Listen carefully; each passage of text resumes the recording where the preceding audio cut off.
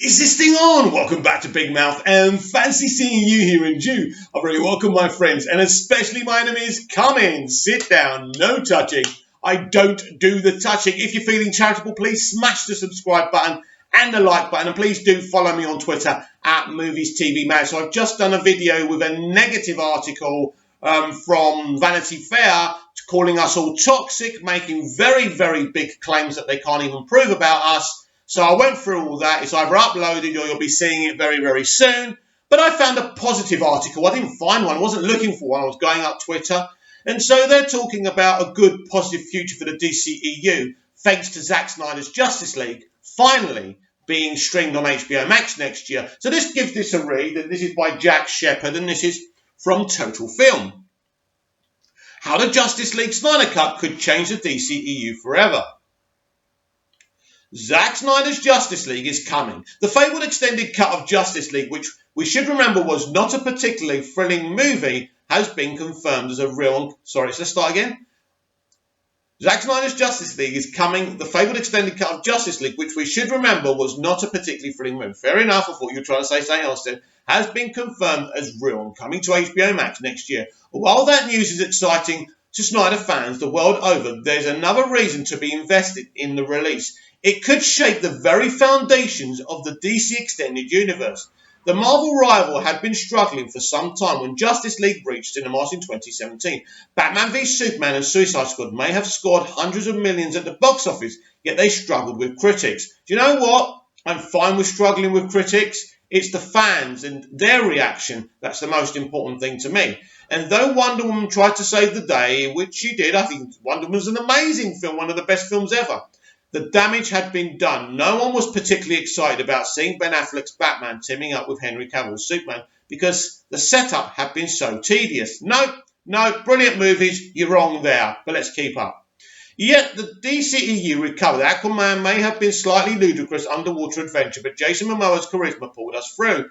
Wasn't ludicrous at all. Shazam surprised everyone by seeing a downright fun time at the cinema. Birds of Prey may have underperformed at the box office. Not focusing on Harley Quinn in the title may have been an error from the off, but managed to impress critics. Yeah, box office more important than critics. Sorry.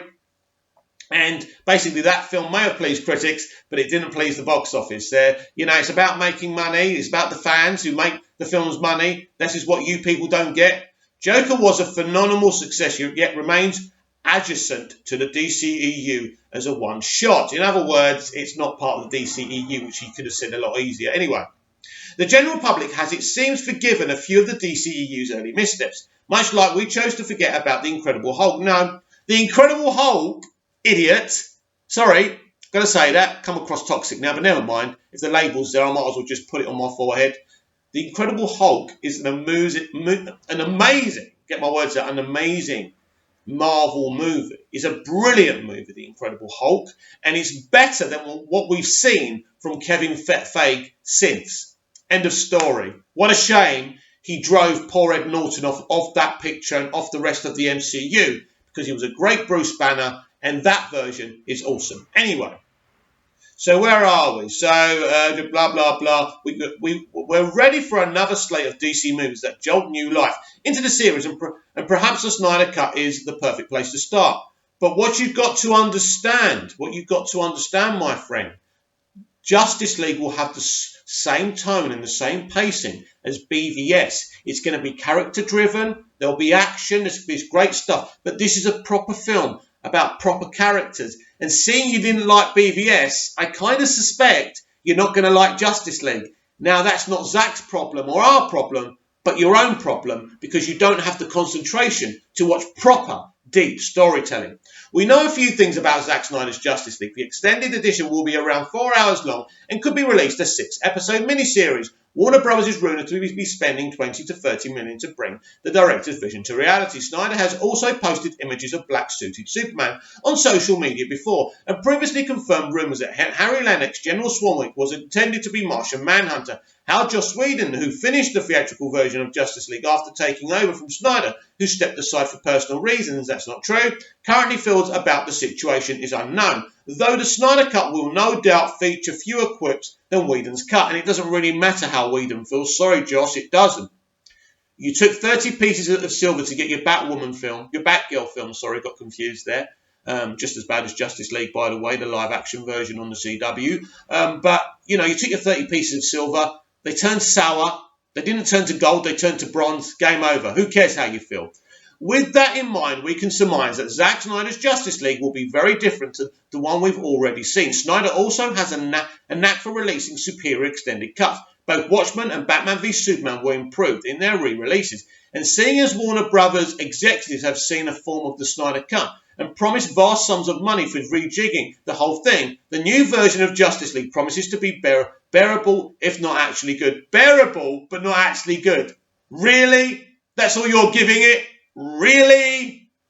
Should that prove the case, then DC fans will likely take the new version as canon, and re-establishing canon with a solid foundation could be what gets us invested in the DCEU again. I've always been invested, by the way, especially in Zack's version of the DCEU.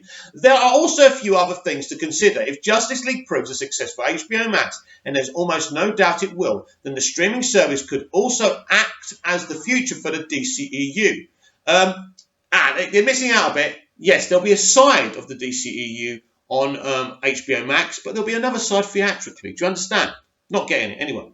The future for the DC. Look at Birds of Prey's middling box office numbers. The movie has picked up steam thanks to being released early on VOD due to the coronavirus pandemic, with a 6-part Harley Quinn and Birds of Prey series now have a few million subscribers. Oh, God. Well, maybe he's got a point, I suppose. Maybe. Anyway, with newly established canon in the DCEU, we may also be excited to see what happens to these characters. Once again, sure, we probably won't see Ben Affleck's back as Batman, which could cause a problem. Well, we'll see about that. But let's not pretend that if Zack Snyder's Justice League is great, we won't want more of Cavill's Superman. He's perfectly cast and also winning legions of fans thanks to The Witcher. A Superman series would be a bigger draw than nearly every series on Netflix to date. This is true. He's talking about what I'm talking about with an HBO Max side of the DCEU.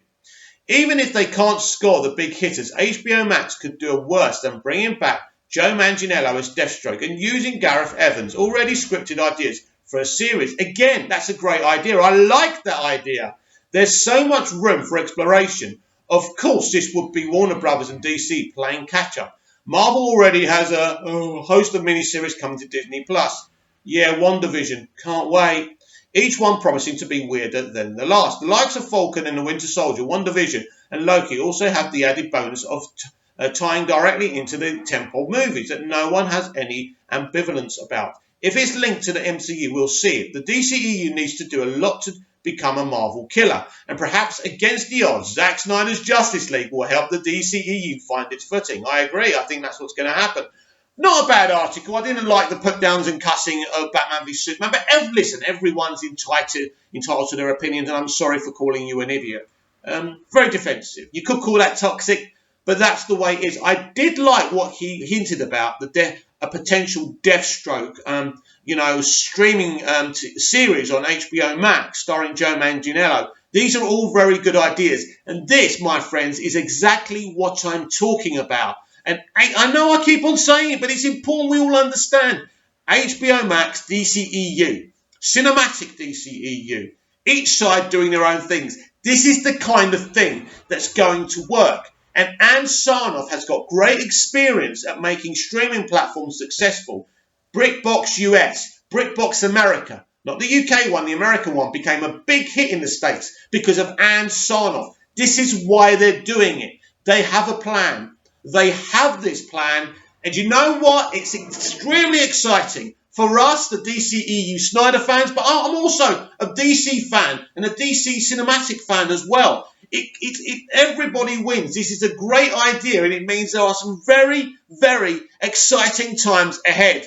Comment down below. Like, share, and subscribe. Should be the final video of the day. I'll be back tomorrow with more DCEU Daily. See you again soon.